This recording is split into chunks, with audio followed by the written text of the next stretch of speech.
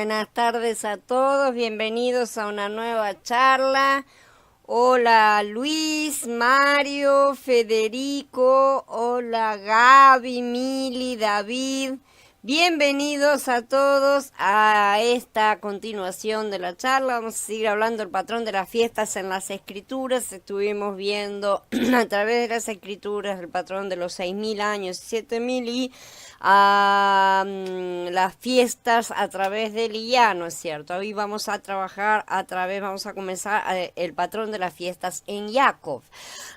El viaje por el desierto de Jacob estableció un patrón profético para sus descendientes que más tarde salieron de Egipto y regresaron a Canaán después de 40 años que pasaron en el desierto, ¿no es cierto? Uno puede seguir la vida de Jacob y ver los días de fiesta manifestados en su viaje, aunque las fiestas no debían formalizarse en días santos hasta que Israel saliera de Egipto. Esto era para que fueran guardadas como recuerdos y marcas, son señales justamente, exactamente de todas las cosas. Por eso las vemos reflejadas en todas partes, ¿no es cierto? Todos los periodos corresponden, los tiempos, las formas, todo corresponde exactamente. Una y otra vez Yahweh se ha dado el trabajo de pintar las cosas para que las veamos. Jacob recibió el derecho de nacimiento y la bendición en Beersheba, el pozo del juramento, ¿no es cierto? Y desde aquí comenzó su viaje a la casa de Labán en Harán. Eso está en el capítulo 28 de Bereshit. Beersheba representa la experiencia de Pesaj de Jacob, ¿sí? Es en la que obtuvo el derecho de nacimiento. De Beersheba fue a Luz. Ahí Jacob tuvo un sueño en el que vio una escalera que se extendía desde la tierra al cielo, ¿no es cierto? Estas cosas ya las estudiamos en la serie de Bereshit. Y los malajim de Elohim ascendían y descendían sobre ellas. Debido a que las personas han pensado en estos malajim como simples seres sobrehumanos, ¿no es cierto? Han perdido el mensaje aquí. Jacob había captado una visión de la esencia de la fiesta de Sukkot, en la que vamos a dejar de lado las limitaciones de la carne y se nos dará la capacidad de avanzar y retroceder, subir y bajar entre el cielo y la tierra, ¿no es cierto? De la misma manera en que Mashiach lo hizo después de su resurrección. Si bien esta visión vino como parte del Shavuot de Jacob, en realidad estaba destinada a ser un anticipo de Sukkot. Y esas son todas sueños y visiones, ¿no es cierto? Yahshua mismo aludió a la visión de Jacob en Yahanan cuando le dijo a Natanael, y les dijo, en verdad les digo que verán el cielo abierto y a los mensajeros de Elohim subiendo y bajando sobre el Hijo del Hombre. Yahshua predijo aquí el cumplimiento del sueño profético de Jacob. Entonces, no tendría mucho sentido que los malajim subieran y bajaran una escalera, literalmente, ¿no es cierto? El significado del sueño es que llegaría el día en que se cumpliría la fiesta de Sukkot y se establecería una escalera espiritual nuevamente entre el cielo y la tierra. Aquellos que experimentan esa fiesta, que van a experimentar esa fiesta, podrían moverse entonces del Ruach a la carne y regresar al Ruach, incluso como Yahshua mismo pudo hacerlo. Después de que él despertó, hizo un voto para servir a Elohim, ¿no es cierto? Nuevamente esto nos recuerda el voto de Israel a Elohim al pie del monte Joreb, ¿no es cierto? El lugar del primer Shavuot de Israel. Todo el pueblo contestó a una y dijo, todo lo que Yahweh ha hablado lo haremos. Y Moshe le llevó a Yahweh las palabras del pueblo. Esto está en Shemot en el capítulo 19. Hola Andrés, bienvenido. Lo que hizo Jacob en Luz, o sea en Betel, sus descendientes lo hicieron 263 años después en Joreb. Esto deja claro que la experiencia de Jacob en Betel es una historia realmente pentecostal y está ilustrando estas cuestiones. Jacob después llegó a Harán y cuando se encontró con Rachel, alzó la voz y lloró, dice Bereshit 29. Jacob aceptó trabajar para Labán durante 7 años como sustituto de una dote para Rachel, ¿no es cierto? Pagando la dote. Al cabo de 7 años, Labán le dio a Lea, ¿no es cierto?, en su lugar. Cuando Jacob se enfrentó con Labán, por eso él le dio la excusa de que Lea era la mayor y tenía que darse en casamiento antes que la otra. Estas cosas también ya las estudiamos. Labán le prometió que se podía casar con Rachel la semana siguiente si aceptaba trabajar para él otros 7 años y Jacob lo hizo, ¿no es cierto? Lea y Rachel representan dos niveles de relacionamiento amoroso, ¿no es cierto? De matrimonio. Lea fue ciertamente la esposa legítima de Jacob, pero Jacob amaba a Rachel. En tipos y sombras encontramos que los creyentes también tienen diferentes relaciones con Mashiach, ¿sí? Algunos son simplemente creyentes legítimos en el sentido de que han pasado por los pasos de la justificación por la fe, ¿no es cierto? Otros tienen una relación de amor con Mashiach, mucho más fuerte, mucho más firme. Por eso vemos que Lea es la madre de Yahudá, mientras que Rachel es la madre de Yosef, el padre de Efraín. La oficial representa la era de Pesach, ¿sí? Da a luz el legalismo, mientras que la amada, que representa la era del Shavuot, da a luz a los que buscan a Mashiach y lo siguen. Sin embargo, ambos hijos son incompletos en cuanto separados. Es necesaria la unión de las dos casas para entrar en la era del Sukkot. Para decirlo de otra manera, hay dos palabras en el Berikah ya, en verdad hay tres, que se traducen como amor. Ahora vamos a ocuparnos de dos. Una es fileo, ¿sí? Que es amor fraternal, y la otra es ágape, que es amor divino. El amor fraternal es bueno, realmente, no vamos a decir que no, pero es el tipo de amor que los hermanos y hermanas tienen cuando son jóvenes, ¿sí? Es una relación 50-50, un amor judicial, donde aprenden a respetarse los derechos de la otra persona, la propiedad de los hermanos, inclusive a colaborar, no es que sea todo legalista y nada más, no, se aprenden muchas cosas, pero por el otro lado el amor divino es el amor puro y maduro que es incondicional, y es un amor en el que ni el marido ni la mujer exigen sus derechos, sino que buscan cómo pueden satisfacer mejor las necesidades de sus cónyuges. Hola Carla, bienvenida. A esto se refería Yahshua cuando contó su parábola. Y al que lo había invitado le dijo, cuando ofrezcas una comida o una cena, no invites a tus amigos, ni a tus hermanos, ni a tus parientes, ni a tus vecinos ricos, no sea que ellos te vuelvan a invitar a ti y quedes recompensado. Pero cuando ofrezcas un banquete, invita a los pobres, a los mancos, a los cojos y a los ciegos, y serás feliz porque ellos no te pueden recompensar, pero quedarás recompensado en la resurrección de los justos. Lucas 14. Y Yahshua está diciendo aquí que para alcanzar la primera resurrección, o sea, la resurrección de los justos, de los vencedores de la cebada, uno debe conocer y practicar el principio de la gracia y del amor ágape. Esta es la forma más elevada de amor, ¿sí? Porque es el amor de Elohim mismo. Como dijimos, había 3 tipos, ¿no es cierto?, de amor. Entonces, vamos a verlos un poco porque cada uno de ellos se aplica a una etapa específica de desarrollo de la madurez individualmente, pero también se refieren a estas 3 fiestas. Eros es el amor de la atracción física. Es el tipo de amor egoísta que solo piensa en la gratificación personal. Es el tipo de amor que los bebés y los adultos inmaduros tienen. Así que puede verse que no es necesariamente es un amor malvado, ¿no es cierto? Porque un bebé no tiene maldad en sí mismo y sin embargo tiene un gran egoísmo. Es un amor inmaduro que exige todas las cosas, no se preocupa por los sentimientos, la condición de los demás y no tiene paciencia, ¿no es cierto? No es necesariamente malo, ¿no es cierto?, como lo decimos, como no lo es un bebé que no tiene madurez. Y además se encuentran rastros de este tipo de amor en la primera etapa de desarrollo en cualquier relación que tengamos con otra persona. Algo sobre la otra persona resulta atractivo, ¿no es cierto?, para nosotros, ya sea su espiritualidad, su apariencia, su forma de hablar, lo que sea, ¿no es cierto? Es decir, existe una cierta atracción. No obstante, es esencialmente egoísta por naturaleza esa atracción, porque me está trayendo a mí, algo me está llamando la atención y voy a satisfacer mi curiosidad o lo que sea, ¿no es cierto? Sirve para satisfacer las necesidades o deseos personales nada más. Este es el amor que caracteriza la era de Pesaj. Fileo es el amor fraternal, ¿no es cierto? O el tipo de amor que se encuentra entre los hermanos, como dijimos, es un amor judicial. Está más preocupado por la idea de imparcialidad, ¿sí? La mayoría de las disputas entre hermanos y hermanos se centran en el tema de la imparcialidad cuando compiten por la posición educación y el trabajo y sus derechos generalmente. Esta etapa es en la que los niños aprenden a definir la justicia y la ley. El punto culminante de este tipo de amor es cuando los niños aprenden a turnarse, ¿no es cierto?, para que todos tengan la misma oportunidad, ¿no es cierto? Es una cosa de compañerismo, de cooperatividad, pero solo es una relación 50-50. Este es el amor que caracteriza a la era de Shavuot. Ágape, en cambio, es el amor incondicional, es un amor maduro que relativamente pocos alcanzan. Da gracia a los que no la merecen, es desinteresado y generoso, no anhela los derechos. Es el amor de Corinthiim Aleph 13, ¿no es cierto? Para el amor ágape, los derechos de uno siempre están subordinados a las necesidades de los demás. Este es el amor de Elohim, y esto representa la madurez espiritual que caracteriza a los que gobernarán y reinarán con Mashiach. Este es el amor que caracteriza a la era de Sukkot.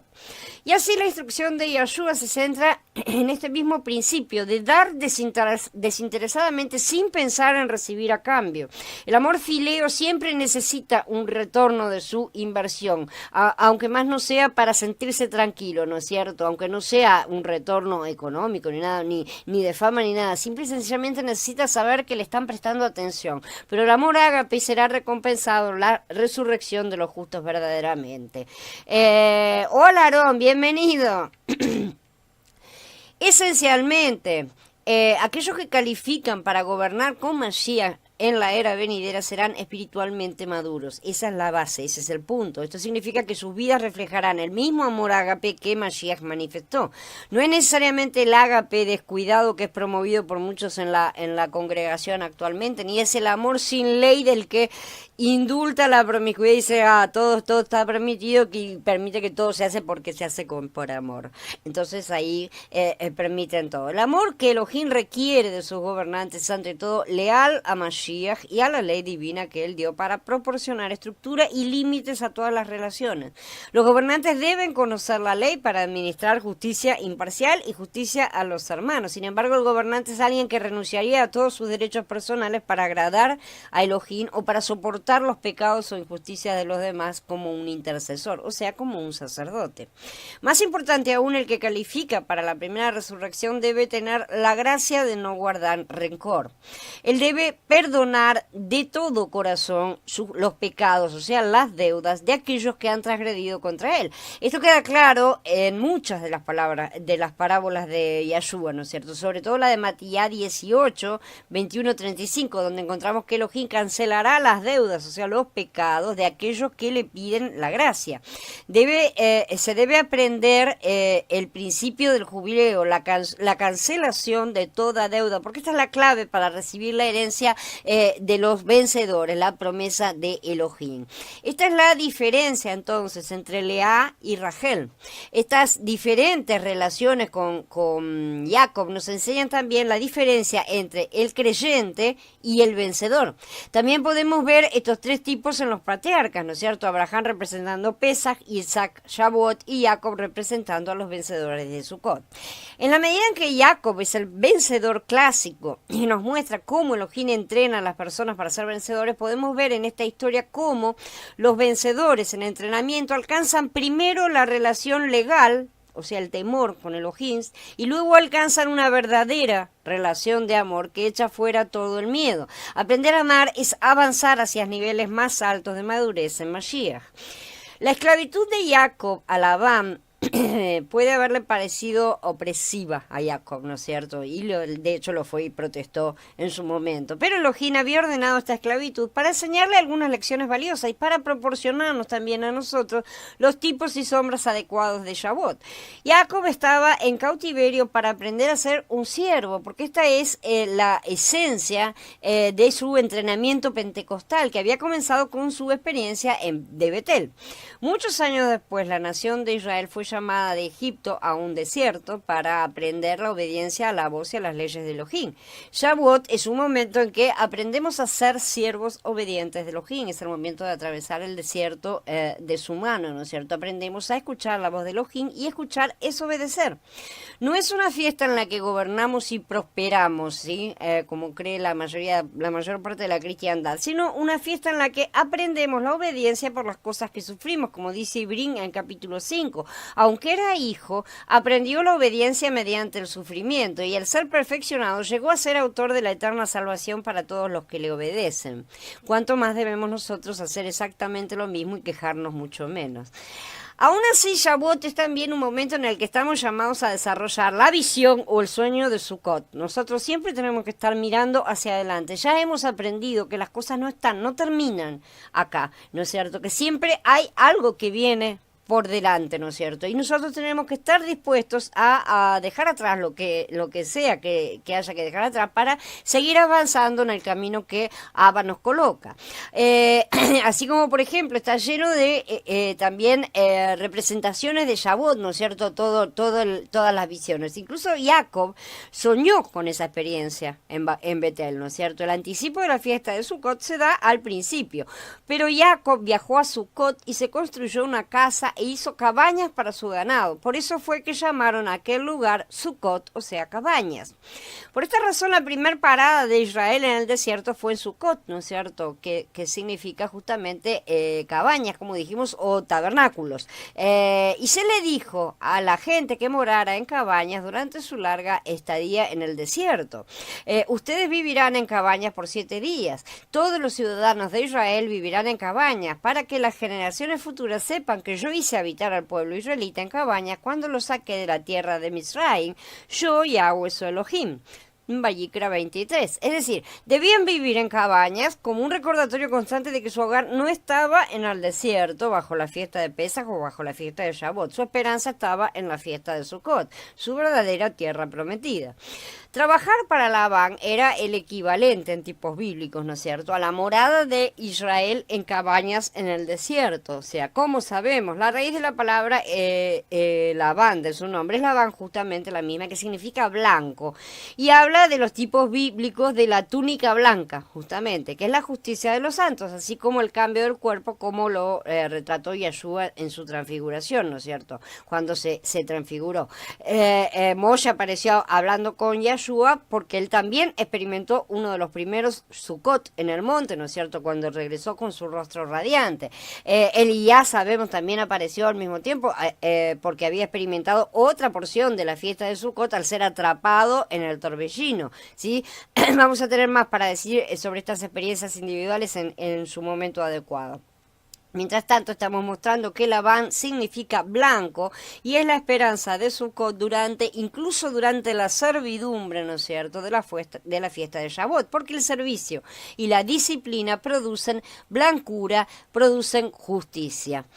Después de 20 años de servidumbre, Jacob dejó a Labán para regresar a Canaán. Elohim le dijo a Jacob cuándo debía irse, ¿no es cierto? Los eventos de la vida de Jacob son pruebas subyacentes de que Jacob fue un vencedor de patrones. Él fue guiado por Elohim, quien le decía cuándo moverse, ¿no es cierto? Porque él estaba marcando exactamente los tiempos. Él fue entrenado de esta manera por Elohim, lo que nos muestra el camino de Jacob a Israel. Esaú, por otro lado, era el hermano gemelo de Jacob y nos muestra cómo no ser un vencedor, exactamente. Su vida es un patrón contrastante en el desarrollo de su personaje, ¿no es cierto? Pero como el capítulo 9 de Romaní nos dice claramente, Elohim escogió a Jacob y rechazó a Esaú antes de que nacieran los hijos, para que también sepamos que Elohim es soberano en sus decisiones sobre quién será un vencedor para gobernar en su reino, porque él lo sabe todo de antemano. Y la oposición, y sabe también obviamente quién se levanta en oposición suya, ¿no es cierto? Porque la oposición es necesaria para entrenar a los vencedores siempre en la fe, el amor, en la paciencia, ¿no es cierto? Como aprendemos claramente al estudiar la vida de Jacob. Después de que Jacob salió de la casa de Labán, se detuvo en un lugar llamado Mahanaim, ¿no es cierto? El nombre en hebreo significa 2 campamentos. Allí se enteró de que Saúl venía a buscarlo a su encuentro con 400 hombres armados. Jacob tuvo miedo y dividió a su familia, sus rebaños y manadas en 2 campamentos, cosa que ya estudiamos también. Elohim usó la situación para establecer un patrón muy importante para el cumplimiento de la fiesta de las trompetas, ¿sí? La primera de las fiestas de otoño, que abre toda la serie de la fiesta de Sukkot. Ya hemos mostrado cómo la fiesta de las trompetas es el tiempo designado para la resurrección de los muertos, ¿no es cierto? También mostramos cómo Elohim le ordenó a Moshe que hiciera 2 trompetas. Al tocar solo una se convocaba a los gobernantes de la gente, mientras que al tocar las 2 trompetas se convocaba a toda la congregación. Así, de la misma manera, Jacob también dividió su casa en 2 campos. Esto profetiza 2 resurrecciones, justamente. También profetiza una división entre la compañía de Lea y la compañía de Rachel, porque las colocó en compañías separadas, es decir, la congregación y los vencedores, el trigo y la cebada. Bereshit 32 también nos dice que Jacob fue recibido por los malajim, ¿no es cierto? La hueste de Elohim. No se nos dan más detalles, pero es suficiente para establecer el patrón profético de los eventos de la próxima resurrección de los muertos. Dice Judas en el capítulo, en los Pasukim 14 a 15. Acerca de estos también profetizó Hanoch, séptimo después de Adán, diciendo: miren, Yahweh vino con 10 millares de sus santos para hacer juicio contra todos y declarar: convicta a toda persona respecto a todas sus obras de impiedad que ellos han practicado impíamente y respecto a todas las duras palabras que los pecadores impíos han hablado contra él. Esto es en parte una cita de Devarim, capítulo 33, que habla de Elohim viniendo sobre el monte Sinai en fuego en ese primer día de Shavuot.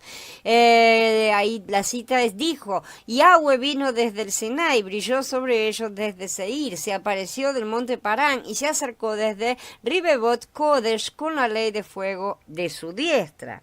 Interesantemente, ya hablamos de este pasuk en el capítulo 8 de esta serie, ¿no es cierto? Mostramos en ese momento la mala traducción de la Vine, de la frase con la ley de fuego de su diestra, la mala traducción de la mayoría, ¿no es cierto? Pero no había notado, y me di cuenta ahora, que además ha traducido mal otra parte también, donde dice acá, y lo acabo de leer: se acercó desde Ribebot Kodesh. Debe decir, y con él había millares de Kadoshim, que es como traduce la mayoría, ¿sí?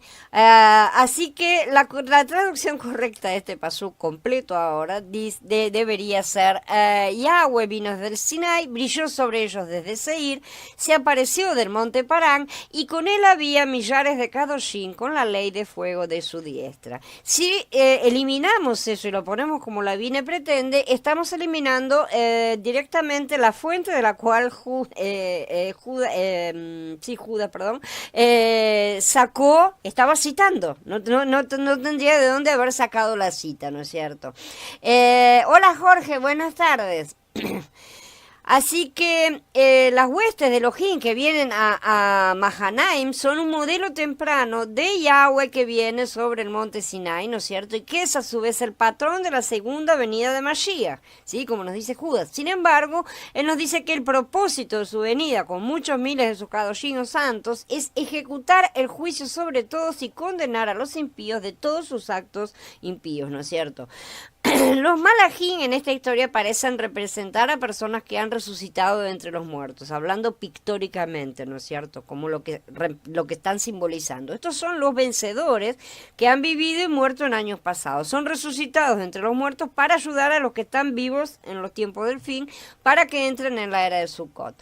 Todos los vencedores están llamados a gobernar con Mashiach en la era de Sukkot, y esto implica principalmente un llamado a juzgar la tierra. Esto no significa condenar la tierra, sino establecer la verdadera justicia entre el resto de la población del mundo de acuerdo con la ley divina.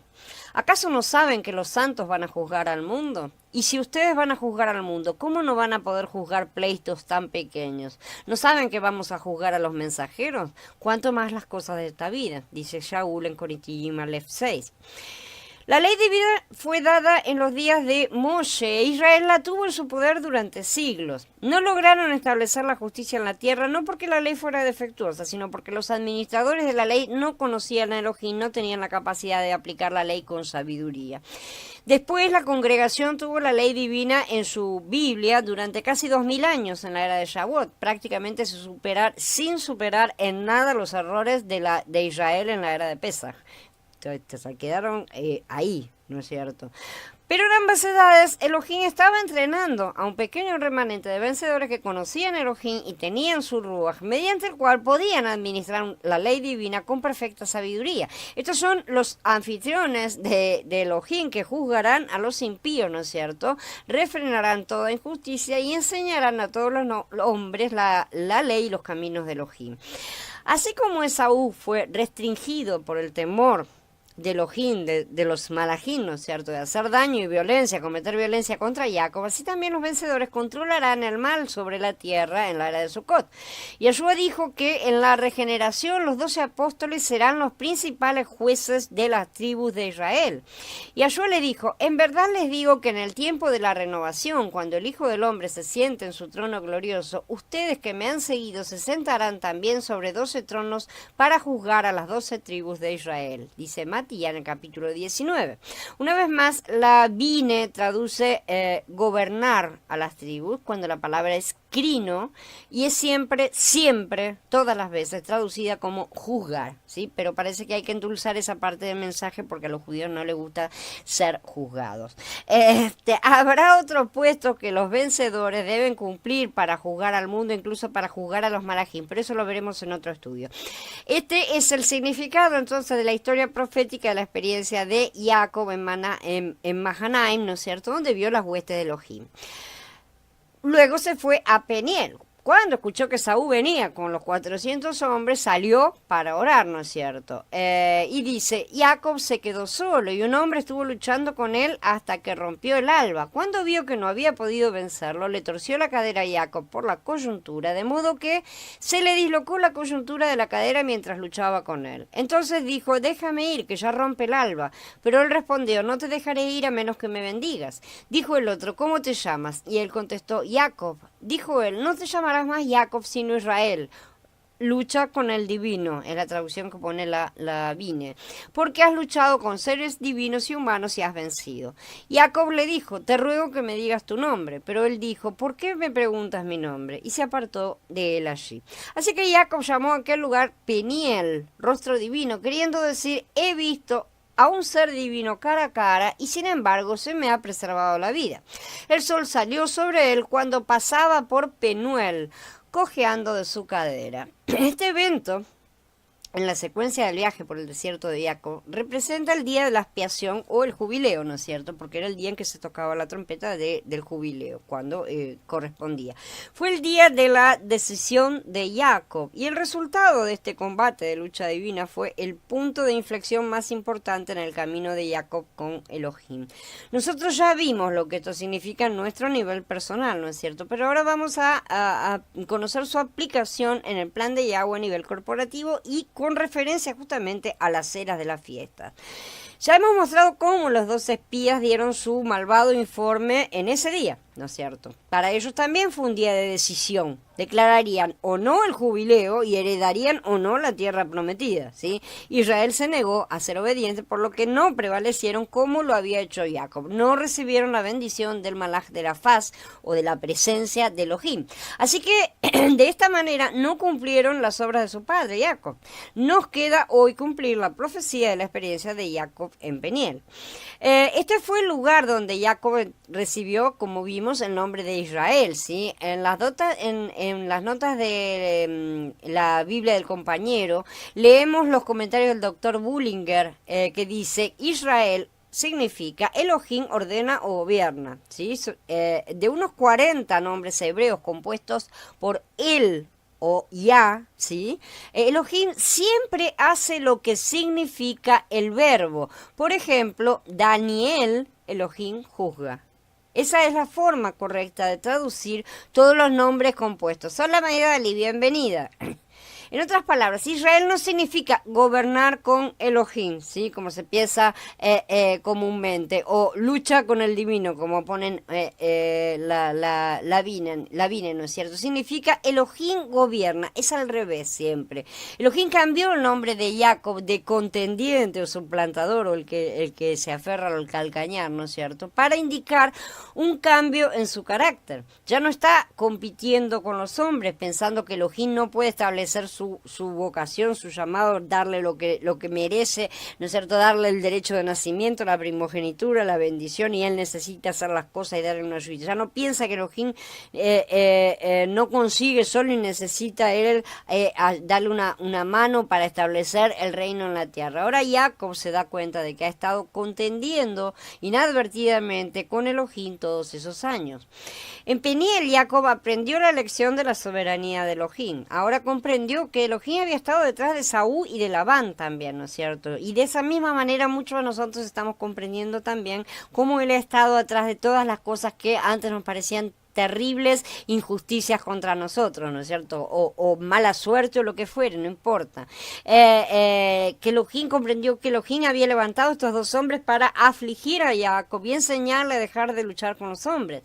Era para enseñarle que Yahweh no es tan indefenso y dependiente de los hombres como él había pensado. Jacob y su madre habían pensado que el desastre estaba a punto de ocurrir cuando Isaac tenía la intención de darle a Esaú la primogenitura. Por esa razón conspiraron para darle una ayudita a Elohim y tomar el derecho de nacimiento por engaño. Esto será pagado y lo vamos a ver más adelante. Después, más tarde, Jacob estaba molesto porque Labán lo estaba engañando con su salario, ¿no es cierto? Años más tarde. Pero Jacob era lo suficientemente inteligente como para prevalecer sobre Labán también. Pero en Peniel, Jacob se encontró cara a cara con Elohim y recibió una de las revelaciones más importantes que se hayan aprendido en las Escrituras, que Elohim gobierna los asuntos de los hombres y que no hay nada que un hombre pueda hacer para evitar que el reino de Yahweh prevalezca, estableciéndose en la tierra. Más que eso, creo que también aprendió que ningún hombre puede impedir que un creyente obtenga su vocación, su derecho de nacimiento, lo que sea, ¿no es cierto?, lo que Elohim pretende que haga en el reino de Yahweh. Al día siguiente, cuando Esaú se encontró con él, Jacob, Israel, ¿no es cierto?, le dijo, porque veo tu rostro como se ve el rostro de Elohim. Jacob le dijo esto a Esaú. Jacob finalmente pudo ver el rostro de Elohim en la cara de Esaú. Por eso el encuentro entre los hermanos fue tan emotivo, ¿sí? Nadie puede ver el rostro de Elohim en Esaú a menos que lo vea por revelación divina y comprenda la soberanía absoluta de Yahweh. Vemos a Elohim en todas nuestras circunstancias o simplemente vemos la cara del diablo en nuestros adversarios. Normalmente hacemos eso, normalmente vemos la cara de Hasatán, ¿no es cierto? Esta es la revelación de Peniel y esto resulta en un cambio de nombre de Jacob a Israel. Esta es una distinción primaria entre los creyentes y los vencedores. También es necesario tener esta clara revelación para juzgar la tierra de manera adecuada y equitativa, sin animosidad contra nuestros enemigos diabólicos, ¿no es cierto? Jacob perdió el combate de lucha con el Malaj realmente, pero al perder la batalla contra Elohim, ganó la batalla contra la ignorancia en su propia alma.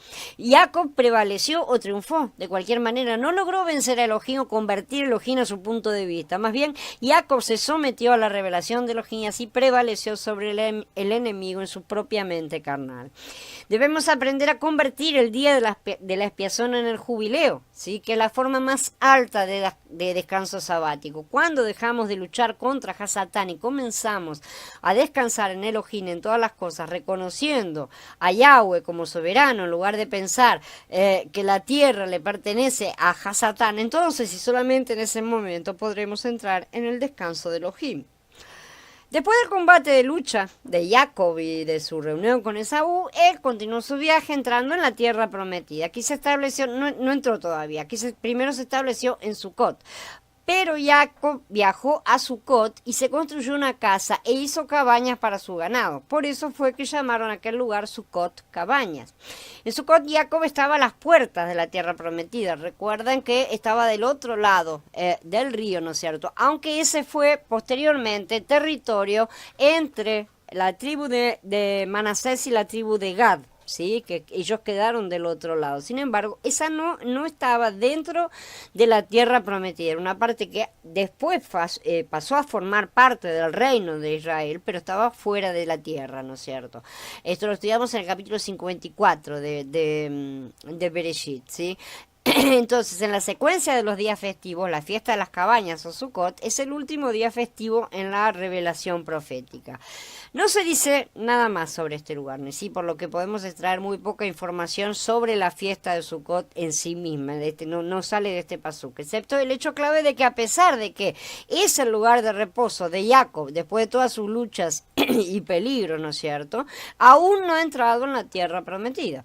Para nosotros también será así. La compañía de la cebada, a pesar de que recibirá la honra de gobernar a sus hermanos y a los gentiles durante el milenio, aún estará esperando que ellos se perfeccionen para entrar todos en el octavo día. ¿Sí? Como Josué y Caleb en el desierto, vamos a tener que esperarlos porque todos tenemos que entrar juntos, no puede quedar nadie afuera. Pero los detalles principales de esta fiesta pueden obtenerse de otras leyes bíblicas que vamos a ver más adelante. Aún así, vamos a aprender un detalle del pasuk anterior que el cristianismo pasa por alto porque ha dejado de lado las fiestas de Yahweh. Sukkot es un lugar donde Jacob construye una casa y las ovejas permanecen en cabaña. Años más tarde, Elohim le dijo a Israel que viviera en cabañas, ¿no es cierto? Como dijimos, durante su periodo en el desierto. No debían construir casas hasta que fueran a entrar en la tierra prometida. Parecería que Jacob no cumplió este patrón, ya que él construyó una casa fuera de la tierra de Canaán, ¿no es cierto?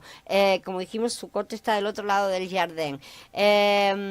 Jacob también se negó, en cierta forma, ¿no es cierto?, a entrar en la tierra prometida, por lo menos por un periodo de tiempo, ¿no es cierto? Después entraría realizando el resto de los cuadros proféticos, ¿sí? Esto simboliza las acciones de las dos compañías. Jacob, los vencedores, levantando una casa, mientras que las ovejas, la congregación, continúa habitando en cabañas. Aún estando a camino de la tierra prometida, los vencedores siempre están edificando el templo vivo, ¿no es cierto? El templo de piedras vivas, mientras que las ovejas normalmente permanecen en las cabañas y no edifican mucho que digamos. Este es el camino aún imperfecto y parcial de Shavuot, porque no ha entrado en la tierra todavía, que la entrada en la tierra sería Sukkot, ¿no es cierto? Simbolizaría eso.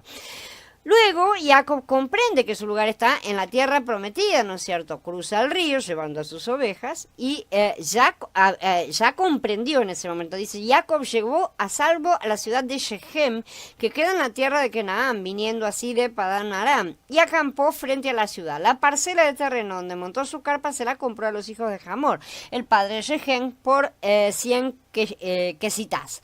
Allí edificó un altar y lo llamó el Elohe Israel, el Elohim de Israel. ¿Sí? En Shechem entonces Jacob plantó una tienda, y edificó un altar, igual que su abuelo Abraham. Esto revela que había empezado a llevar su vida de tienda y tener el testimonio del altar, ¿no es cierto? Cosas que ya estudiamos. Esto era mucho mejor que edificar una casa para sí mismo y cabañas para su ganado. En Sukkot, Jacob no edificó nada para Elohim, pero edificó una casa para él y cabañas para el ganado. No levantó una tienda, edificó una casa, probablemente de ladrillos de adobe, que era lo común en aquella época, ¿no es cierto? Ladrillos cocidos al sol de barro. Así que prestemos atención al hecho de que mientras estaba en Sukkot, o sea, cuando estaba fuera de la buena tierra, él edificó al estilo del mundo, realmente, ¿sí? Y se ocupó de sí mismo, en primer lugar. Él no levantó una casa para Yahweh, ¿sí? Ni siquiera levantó un altar de aquel lado, lo cual no hubiera sido correcto tampoco. Pero él levantó una casa para sí mismo, ¿sí? Y para toda su familia, obviamente. Entonces, esta es la era de Shavuot. Es cuando los creyentes edificaban una casa para sí mismos, pero al estilo del mundo, ¿sí? Templos religiosos, justamente. Jacob había recibido la bendición del Malach, su nombre había sido cambiado, ¿sí? O sea, había recibido el nombre de Yahweh en su interior, simbolizando el derramamiento del Ruach en Pentecostés, y cruzó el río, entró en la nueva era, ¿no es cierto?, en la era de Sukkot, pero aún mantenía su mentalidad antigua en buena medida. Pero cuando llegó a Shechem no edificó nada ni para él ni para el ganado, ¿no es cierto? Edificó un altar para Elohim y plantó una tienda para vivir, ¿no es cierto? Como la congregación primitiva, al principio no solo siguió los pasos de su antepasado, sino que también llevó la vida de tienda y mantuvo el altar.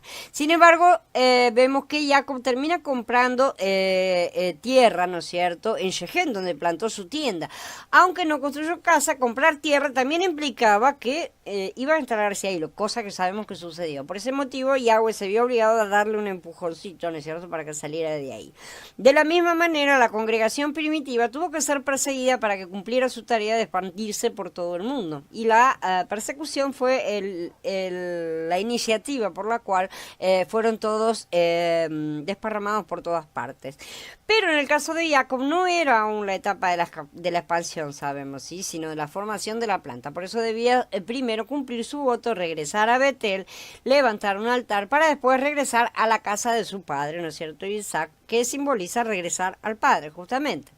Yahweh mismo vivió en una tienda de campaña, el tabernáculo de Moshe, ¿sí?, en todo el desierto, vagando junto con sus hijos. Solo después de que llegaron a la tierra de Canaán, Elohim le ordenó a Shlomo que le construyera una casa, y eso fue bastante tiempo después, casi 500 años. En esto podemos ver las etapas progresivas de nuestra maduración y experiencia con Elohim. Debemos seguir moviéndonos mientras estemos en las etapas de aprendizaje, ¿sí? Al igual que Israel, debemos ser guiados por el Ruach de un pozo de agua a otro, aprendiendo diferentes lecciones en cada parada.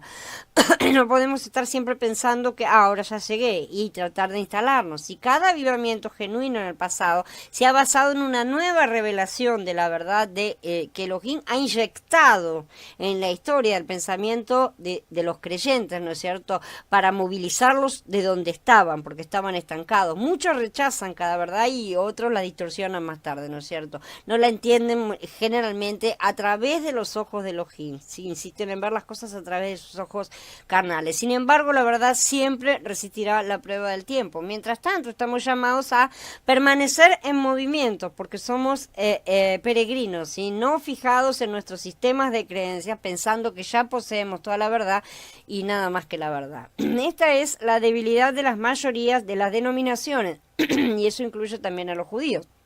Son casas construidas en el desierto, al otro lado del río, que tienen credo fijo, que asumen un conocimiento completo de la verdad demasiado pronto, ¿sí? O faltándole parte, porque han desechado la parte que también ya está presentada, pero la desechan. De esa manera tampoco tienen la revelación completa. Unos por cuestión de tiempo y otros por cuestión de elección propia.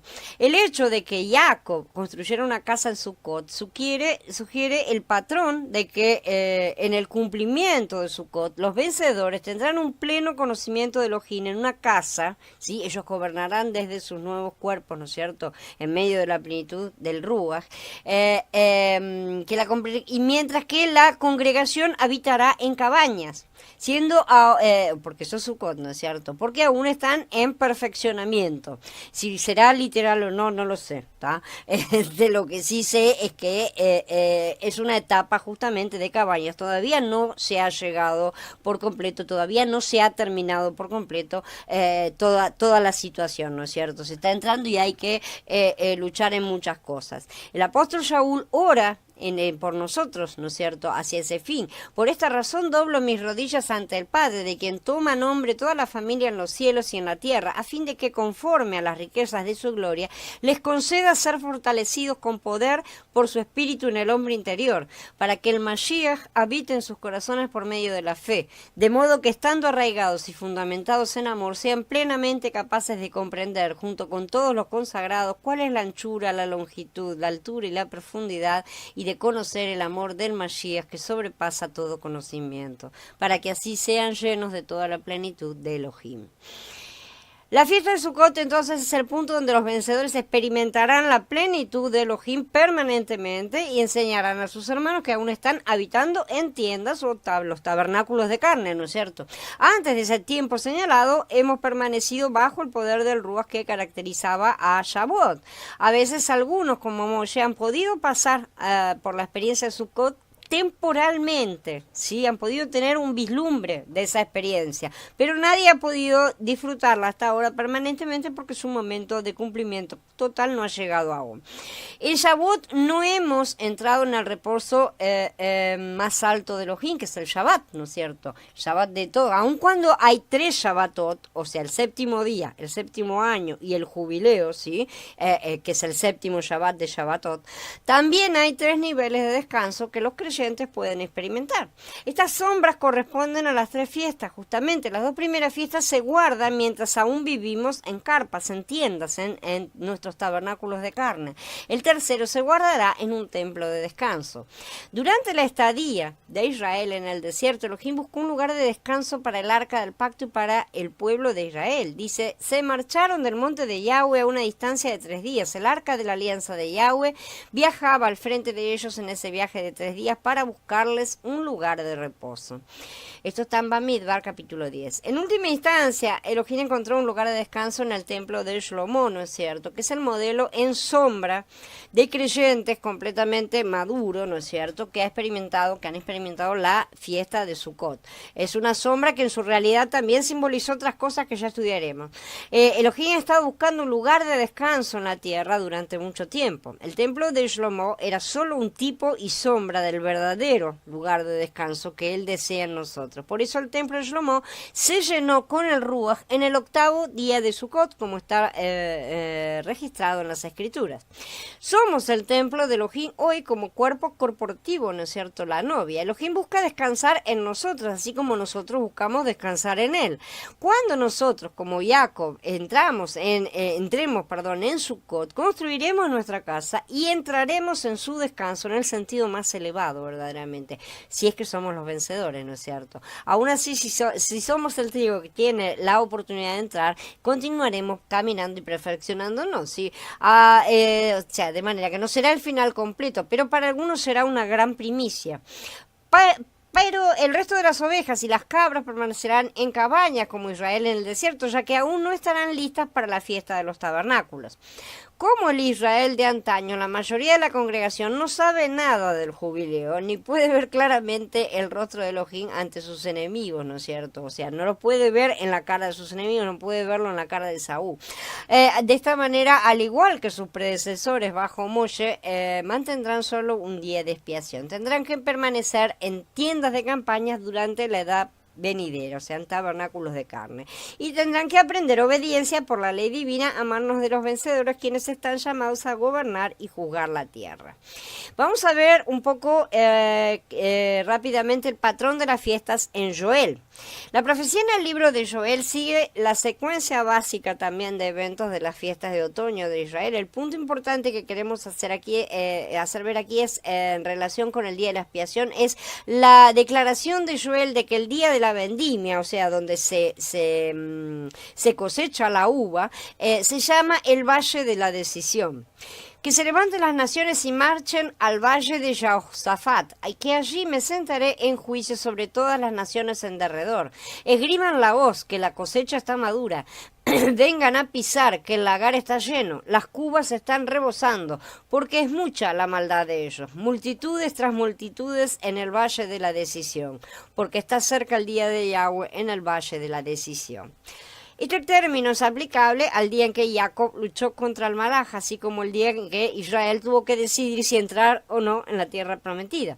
Recordemos que los 12 espías habían traído a la casa las primeras uvas maduras, justamente, que identifican el día de la expiación como el día, con el día de la vendimia y del juicio. La secuencia de los días festivos comienza en Joel 2, en el capítulo 2, que dice: Toquen trompeta en Sión, suenen una alarma en mi monte santo, que tiemblen todos los habitantes de la tierra, porque viene el día de Yahweh, está cerca, día de oscuridad y tinieblas, día de densísima nube que se extiende sobre los montes como tizne, una horda inmensa, enorme, nada así ha sucedido jamás, y nunca más volverá a suceder en años y siglos. Esto comienza la profecía de la fiesta de las trompetas, ¿no es cierto? Joel después describe un gran ejército de Elohim que se está levantando levantando, lo que nos recuerda la hueste angélica que Jacob vio en Mahanaim. Y Joel dice que es el día de Yahweh, ¿sí? Desde el punto de vista del mundo, es un día de oscuridad y tristeza. Ven a este ejército como langostas consumiendo todas las cosas en sus caminos como un fuego, ¿no es cierto? No dejan nada atrás. Sin embargo, en realidad, este es el ejército de Elohim, resucitando de entre los muertos. Este es el símbolo de esta sombra, ¿no es cierto? Que viene con la ley ardiente de Elohim como la espada afilada en sus bocas, porque cuando él viene con muchos miles de sus santos, ellos son la manifestación de su ley. Ya vimos que Devarim dice que en su venida vendrán con él millares de Kadoshim y que él vendrá también con la ley de fuego en su diestra, ¿no es cierto? Y que todos sus santos están en su mano. En otras palabras, los santos están representados como la ley ardiente de Elohim porque son los llamados a administrar la ley divina a partir de ahora, y en su momento lo serán todos, ¿no es cierto? Y traer el juicio justo sobre la tierra. Estos son los jueces de Elohim y las huestes de Elohim, ¿no es cierto? El ejército de Joel. Un fuego consume delante de ellos y detrás de ellos arde una llama, dice Joel. Como las langostas van a penetrar en cada casa, en cada rincón, dice en el Pasuk 9. También se podría interpretar este gran ejército de manera negativa. El ejército de Joel se representa como langostas y Hitgalut 9 representa otro ejército como langostas, ¿no es cierto? Dirigido por el Malach del pozo sin fondo, dice Hitgalut 9. Su nombre en hebreo dice es Abadón y en griego es Apolión, que significa el destructor, ¿no es cierto? O el consumidor, el devorador, ¿sí? En los dos libros, estos ejércitos se describen como caballos y jinetes en batalla. Dice Hitgalut, el aspecto de las langostas era semejante a caballos equipados para la guerra. Sobre sus cabezas tenían como coronas semejantes al oro y sus caras eran como caras de hombres. Y Joel dice, tienen la apariencia de caballos, galopan como corceles. Por esta razón parece que podemos interpretar el ejército de Joel de manera positiva o negativa, dependiendo desde qué vereda se lo mire. Esto es apropiado para un pasaje que describe justamente los eventos que rodean la fiesta de las trompetas, que es la resurrección, ¿no es cierto? Porque como ya hemos visto en el patrón de Jacob, Esaú vino con su ejército, pero Elohim envió su propio ejército para detenerlo, ¿no es cierto? Por otro lado, sucede lo mismo con el destructor, ¿no es cierto? Que Abadón, Apolión. Dice en Corintiyim Aleph, ni tentemos a Yahweh como algunos de ellos lo tentaron y perecieron por las serpientes, ni murmuren como algunos de ellos murmuraron y perecieron por el destructor, ¿sí? ¿Contra quién blasfemaron los israelitas? Fue contra Yahweh, ciertamente, ¿no es cierto? Entonces, ¿quién los castigó al final? ¿Yahweh o Hasatán? ¿Yahweh o el destructor? El asunto es simple, ellos murmuraron contra Yahweh y él les envió el destructor para eliminarlos, ¿sí? Siempre hemos creído que ese ejército de langostas que sube el abismo es satánico, maligno, pero ¿será realmente así? ¿O será terrible para aquellos a quienes ataque? Se les dijo que no hicieran daño a la hierba de la tierra, ni a ninguna cosa verde, ni a ningún árbol, sino solamente a los hombres que no tienen el sello de Elohim en sus frentes. Se les mandó que no los mataran, sino que los atormentaran por 5 meses. Su tormento era como el tormento del escorpión cuando pica al hombre. En esos días los hombres buscarán la muerte, pero de ninguna manera la hallarán. Anhelarán morir y la muerte huirá de ellos. Este ejército solo atormentará, ni siquiera matará, dice, a los que no tienen el sello de Elohim. Si fueran un ejército satánico, ¿esto tendría sentido? Esto siempre llamó la atención, ¿no es cierto? ¿No sería más lógico que el ejército de Hasatán atacara a los creyentes? Sería lo que esperaríamos, ¿no es cierto? Pero este ejército ataca a los que no tienen el sello, ¿no es cierto? Este ejército obedece las órdenes de Yahweh, como en el caso citado por Shaul también, que dice, al día siguiente toda la comunidad israelita murmuró contra Moshe y Aarón, diciendo, ustedes dos han traído muerte sobre el pueblo de Yahweh. Pero cuando la comunidad se reunió contra ellos, Moshe y Aarón se volvieron hacia la carpa de reunión, la nube la había cubierto y apareció la presencia de Yahweh. Cuando Moshe y Aarón llegaron a la carpa de reunión, Yahweh le habló a Moshe y le dijo, apártense de esta comunidad que la voy a aniquilar en un instante. Ellos cayeron sobre sus rostros. Entonces Moshe le dijo a Aarón, toma el incensario y ponle fuego del altar, agrega el incienso y llévalo rápidamente a la comunidad y haz expiación por ellos, porque la ira ha salido de Yahweh, ha comenzado la plaga. Aarón lo tomó, como había ordenado Moshe, y corrió al medio de la congregación donde habían comenzado la plaga entre el pueblo, y se colocó entre los muertos y los vivos hasta que pasó la plaga. Los que murieron por la plaga llegaron a 14.700, aparte de los que murieron por causa de Koraj. Aarón volvió entonces a Moshe a la entrada de la carpa de reunión porque había pasado la plaga.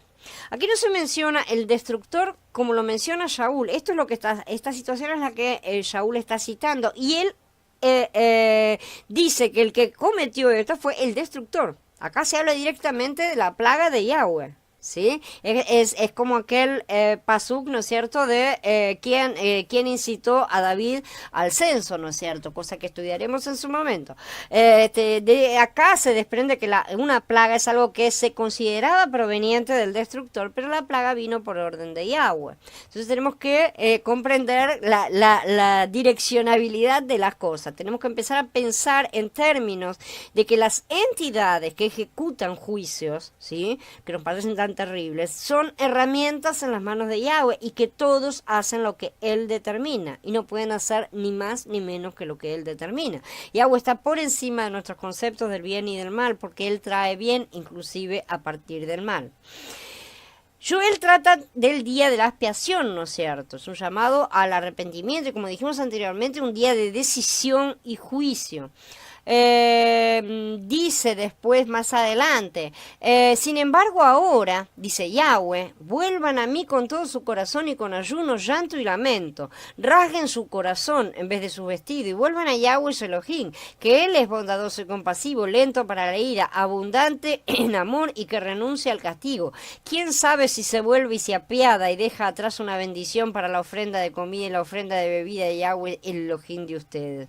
Toquen trompeta en Sión, pregonen un ayuno, proclamen una asamblea, reúnan al pueblo, hagan que la congregación se purifique, junten a los viejos, reúnan a los bebés y a los niños de pecho, que el novio salga de su recámara, la novia de su lecho nupcial, entre el pórtico y el altar, lloren los sacerdotes, los ministros de Yahweh, y digan, perdona a tu pueblo, Yahweh, que no se convierta tu posesión en una burla, para que no se mofen las naciones, que no digan los pueblos, ¿dónde está el Elohim de ellos? Entonces Yahweh se levantó en favor de su tierra y tuvo compasión de su pueblo. En respuesta a su pueblo, Yahweh declaró, te concederé el grano nuevo, el vino nuevo y el aceite nuevo, y los tendrás en abundancia. Nunca más permitiré que seas una burla entre las naciones. Dirigiré al norteño lejos de ustedes, lo arrojaré a una tierra árida y desolada, su vanguardia hacia el mar oriental y su retaguardia hacia el mar occidental, y subirá su hedor y se elevará su peste, porque Yahweh realizará grandes obras.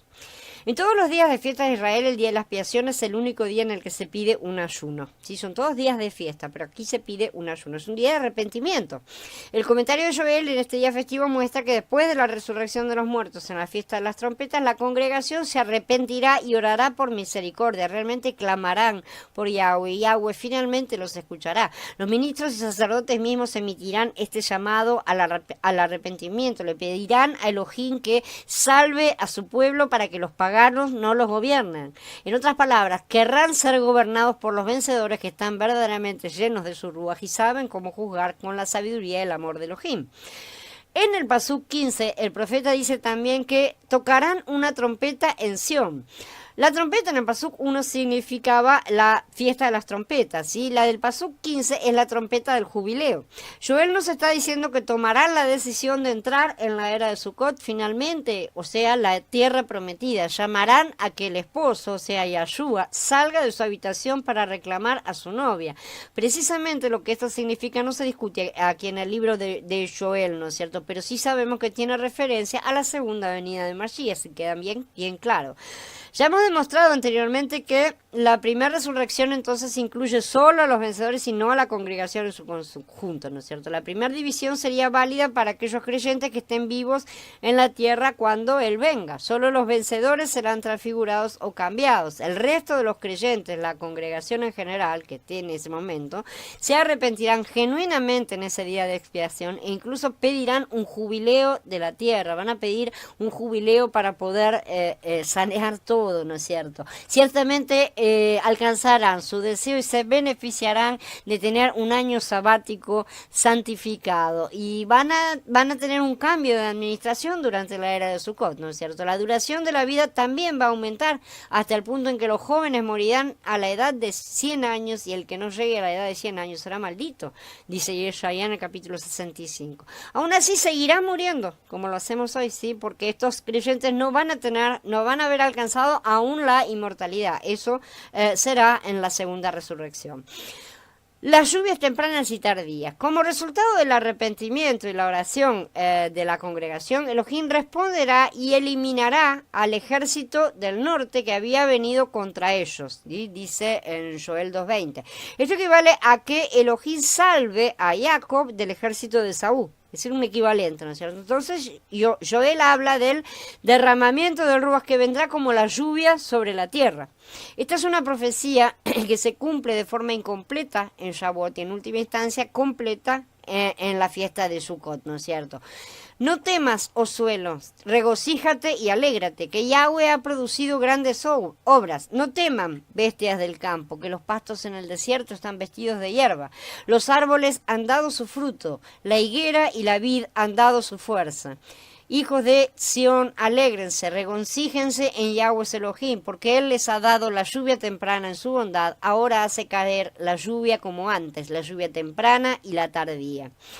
Lluvia temprana, la palabra es moré, ¿sí? Que también significa maestro, justamente, ¿no es cierto? La enseñanza es la ley, la Torá. Esa fue la lluvia temprana que Él les había entregado primero, que no es otra cosa que el propio Adón Yeshua, que es la palabra.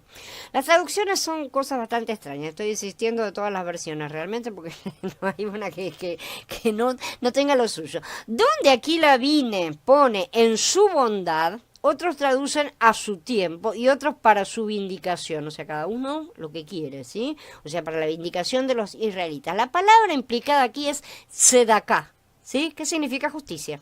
Se traduce siempre de la misma manera. Continúa hablando de dos tipos de lluvia, ¿sí? La palabra para lluvia es geshem, ¿sí? La temprana nuevamente, dice, ahora hace caer la lluvia como antes, geshem, ¿no es cierto? La lluvia temprana y la tardía. Entonces se menciona la temprana y la tardía es malkosh, ¿sí? Que deriva de la kash, que es una palabra que se utiliza para vendimiar, justamente, rebuscar después de la cosecha de la vendimia, en ese sentido es tardía, ¿sí? Porque se rebusca. Finalmente, como antes, la expresión como antes, va a hacer caer la lluvia como antes, es barishon, en el principio, ¿sí? Como empiezan las escrituras. De modo que, aunque la traducción de lluvia temprana y tardía es correcta, no decimos que no, sí es correcta, es aplicable, esta traducción es completamente literal.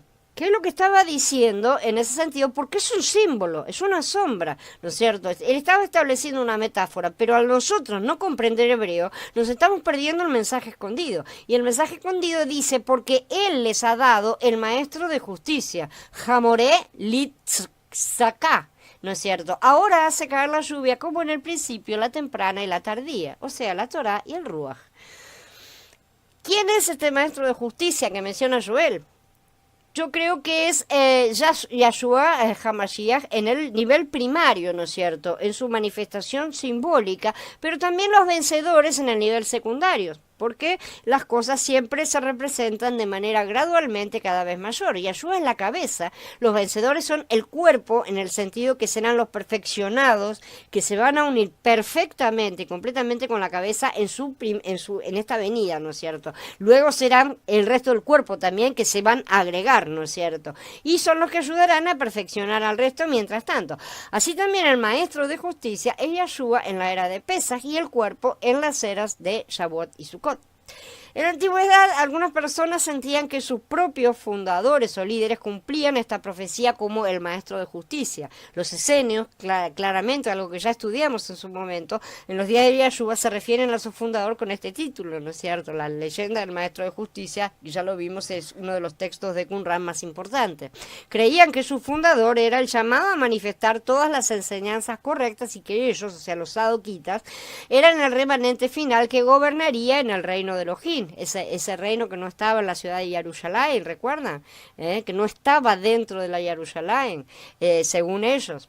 Debido a que su conocimiento histórico, o sea, y de todo profético, en el siglo II antes de Mashiach era incompleto inevitablemente, ¿sí? Pensaron que estaban viviendo en el tiempo del fin de las 70 semanas de Daniel. Realmente pasaron por graves tribulaciones, persecuciones y pruebas, y por lo tanto opinaban que estaban viviendo en un momento en el que el Mashiach estaba a punto de manifestarse. De esta forma sabemos también que muchos de ellos lo aceptaron porque reconocieron las señales.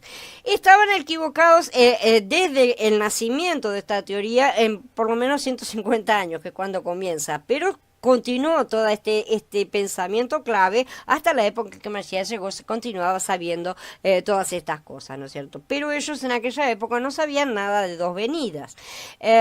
Como hemos estudiado, el tema de los dos Mashiach, que ellos no dividieron en dos venidas, sino en dos Mashiach, es bastante posterior a todas estas cosas.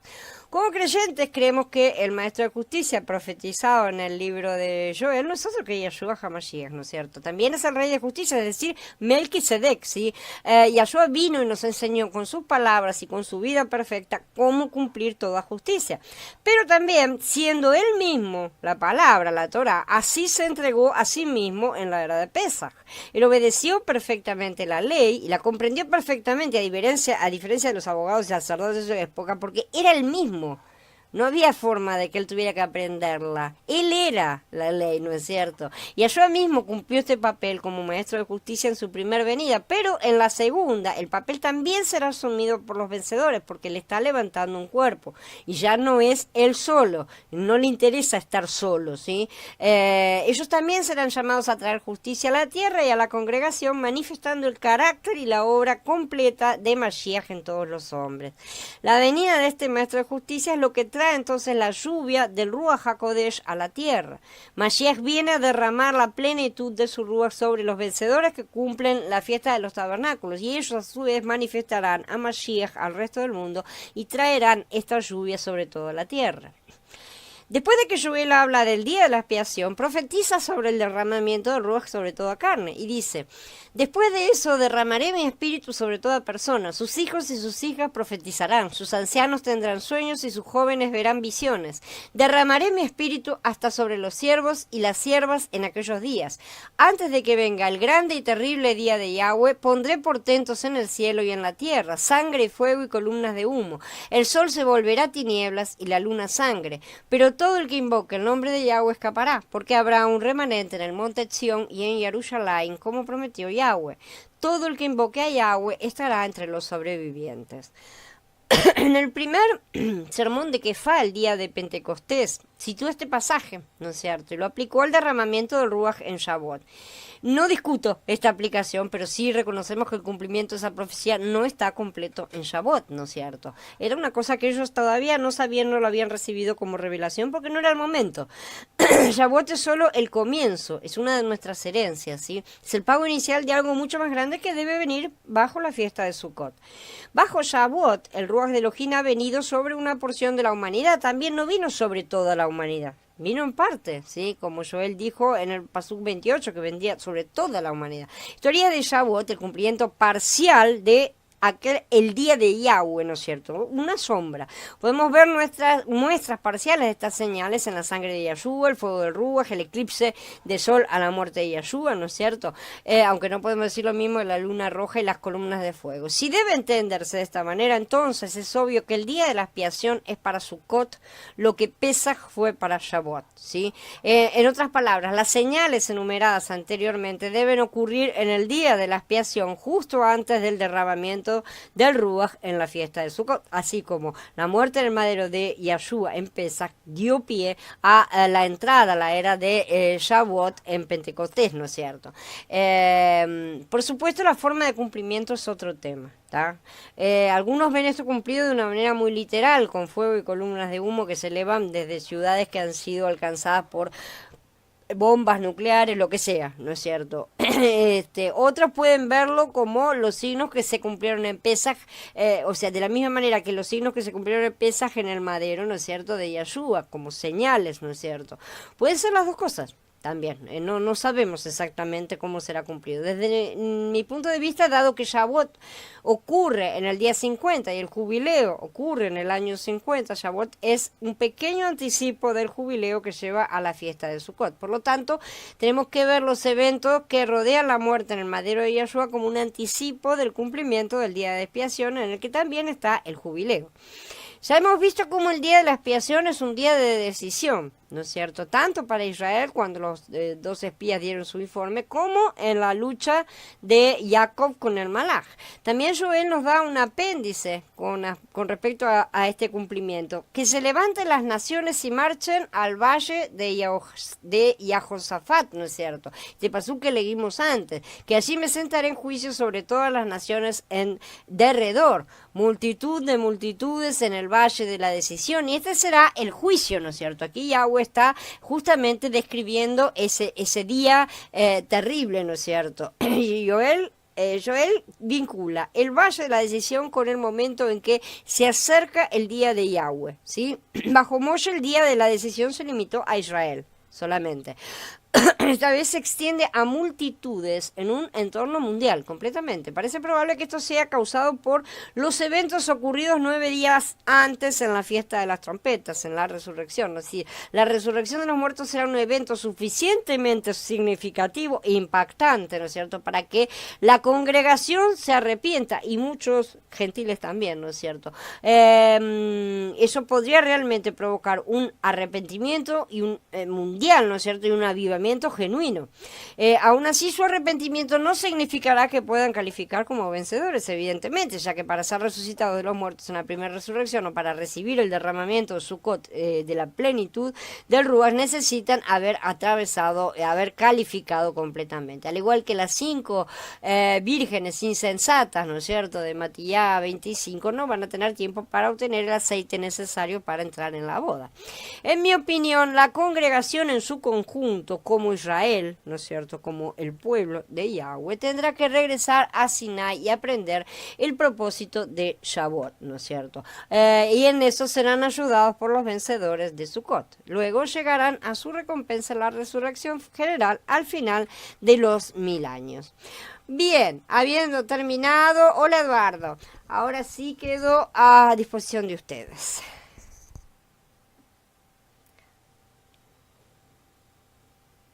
Hay mucho que masticar. Realmente yo sé que sí.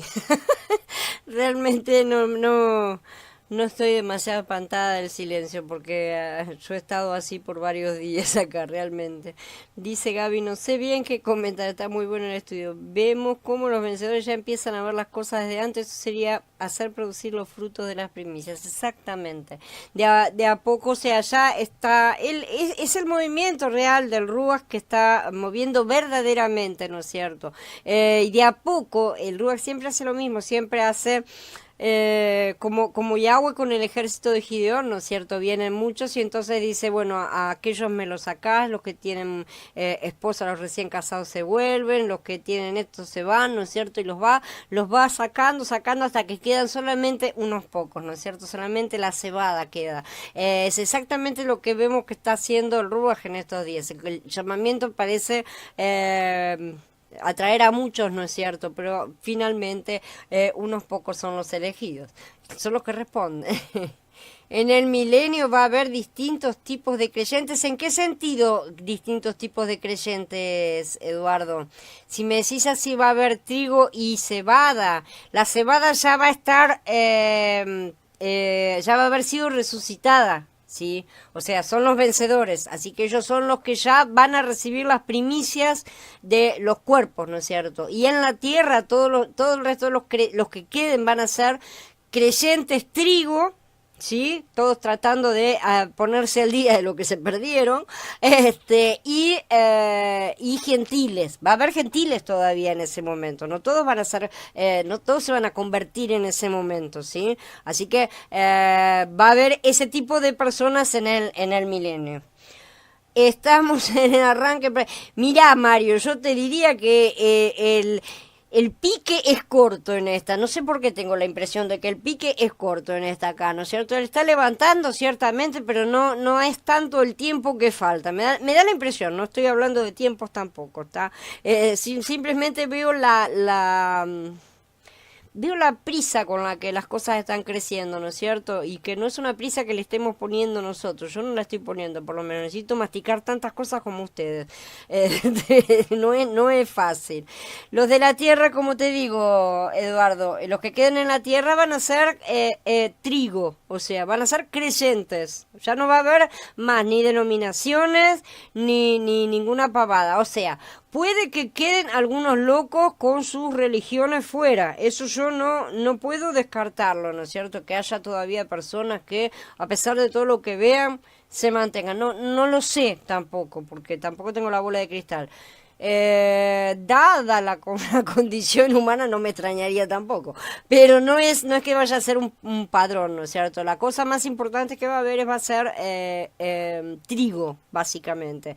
Creyentes y todas las naciones acercándose a tratar de aprender también, ¿no es cierto? Porque lo dice, está escrito que las naciones van a venir a buscar la ley y la justicia al monte Sión. Así que esas cosas se van a manifestar de esa forma. ¿Alguien más tiene alguna pregunta? ¿Algún comentario? Si no hay más preguntas, los dejo para que sigan masticando todas estas cosas, no se me atraganten. Quiera el Padre seguir bendiciéndonos con todas estas riquezas que nos están mostrando. Oren por mí porque estoy con la cabeza cuadrada, con la cronología me está volviendo loca, todas estas cosas, pero son importantes para entender el funcionamiento de la ley, los tiempos y los jubileos y todo lo demás, ¿no es cierto? De manera que no es fácil esa parte, pero bueno. Y Yahweh nos bendiga a todos grandemente y los veo a todos. Gracias a vos, Eduardo. Los veo a todos, los espero mañana para la próxima charla. Shalom a todos, hermanos.